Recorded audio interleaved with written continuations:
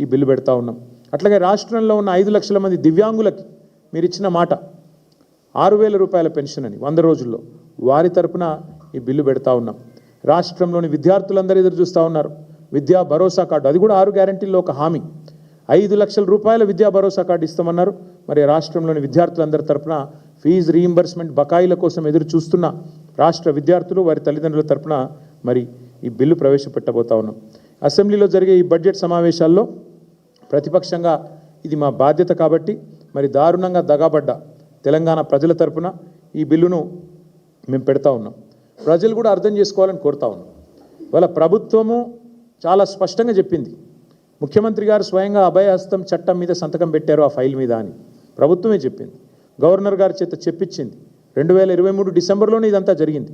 ఇవాళ మనం మార్చ్ 2026లో మాట్లాడుతూ ఉన్నాం. 6 గ్యారంటీల విషయంలో అందుకే మీరు ఎవ్వరు దరఖాస్తులు పెట్టుకునే పని లేదు, దండాలు పెట్టే పని లేదు. ఏమొస్తుంది చట్టం అయితే ఏం జరుగుతుంది? కొంతమందికి అనుమానం ఉండొచ్చు, అసలు ఈ చట్టం ఏంది, ఏం మాట్లాడుతున్నాడు ఈయన అని. చట్టం అయితే అడ్వాంటేజ్ ఏంటంటే ఈ రాష్ట్రంలోని ఆడబిడ్డలకి మన ముఖ్యమంత్రి గారు మాట్లాడారు కదా, మీరు చూసింటారు. ట్రాఫిక్ చలాన్లు అవసరమైతే ఎవరైతే ఆ చలాన్ పడుతుందో వాళ్ళ ఖాతాను డైరెక్ట్గా బ్యాంకులకి వెళ్ళి కట్ చేయాలి అని ముఖ్యమంత్రి గారు మాట్లాడారు. చట్టం అయితే ఏమవుతుందంటే మీకు కూడా సవలతు వస్తుంది, మీకు కూడా 2,500 ఎదురు చూసి అక్కడ ఉండదు. చట్టం అయితే నా ప్రైవేట్ మెంబర్ బిల్లు పాస్ అయితే, కాంగ్రెస్ బీజేపీ సహకరిస్తే బిల్లు పాస్ అయితే ఏం జరుగుతుందంటే మా రాష్ట్రంలోని ఆడబిడ్డలందరికీ సచ్చినట్టు గవర్నమెంట్ 2,500 ఇవ్వాల్సిందే, లేకపోతే డైరెక్ట్గా ఖాతాలకు వెళ్ళి కట్ చేసుకునే ఆటో డెబిట్ సౌకర్యం తప్పకుండా మీకు వస్తుంది. మీ ఖాతాల్లో వచ్చి పడుతుంది, లేదంటే బాకీగా మిగిలిపోతుంది. మీకు తప్పకుండా ప్రభుత్వానికి ఇయ్యక తప్పని పరిస్థితి వస్తుంది. రాష్ట్రంలోని పెద్ద మనుషులందరికీ 4,000 పెన్షన్కి సంబంధించి చట్టబద్ధత వస్తే మీకు హక్కు వస్తుంది.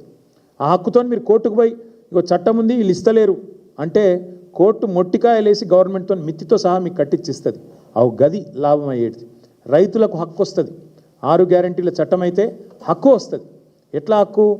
మాకు 15,000 అన్నాడు, ఇస్తలేడు, ఇప్పటికే 3 సార్లు ఎగ్గొట్టిండు రైతు బంధు అని మీరు కోర్టుకు పోతే కోర్టు మొట్టికాయలేసి గవర్నమెంట్తోని ఖచ్చితంగా మీకు పైసలు ఇప్పిస్తుంది. రాష్ట్రంలోని విద్యార్థులకు లాభం అవుతుంది. 5 లక్షల విద్యా భరోసా కార్డు ఇయ్యక తప్పని పరిస్థితి గవర్నమెంట్కు ఆ అనివార్యత ఏర్పడుతుంది. అందుకే మేము మీ తరపున ఈ బిల్లు పెడతా ఉన్నాం. మీరు దరఖాస్తులు ఇవ్వాల్సిన అవసరం ఉండదు, దండాలు పెట్టవలసిన పని లేదు, ఇక అయ్యా అప్ప అని చెప్పి ఎవరిని బతిమలాడుకోవాల్సిన అవసరం కూడా ఉండదు. ఎట్లయితే ప్రభుత్వ ఉద్యోగులకు ప్రభుత్వం విధిగా జీతాలు ఇస్తుందో చట్టం చేస్తే అట్లాగే మీకు 4,000 రూపాయల పెన్షను, చట్టం చేస్తే అట్లాగే మీకు 2,500 మహిళలకి, 15,000 రైతులకి, అట్లాగే 5 లక్షల విద్యా భరోసా కార్డు విద్యార్థులకి మీకు వస్తుంది. చట్టం యొక్క ఉద్దేశం ఇది. ఇప్పుడు మన రాష్ట్రంలో దళితులకి ఎస్సీ ఎస్టీ సప్లాన్ ఉంది, గిరిజనులకి జనాభా ప్రకారం మీకు బడ్జెట్లో ఇంత వాటా కేటాయిస్తున్నామని ప్రభుత్వం చట్టం చేసింది.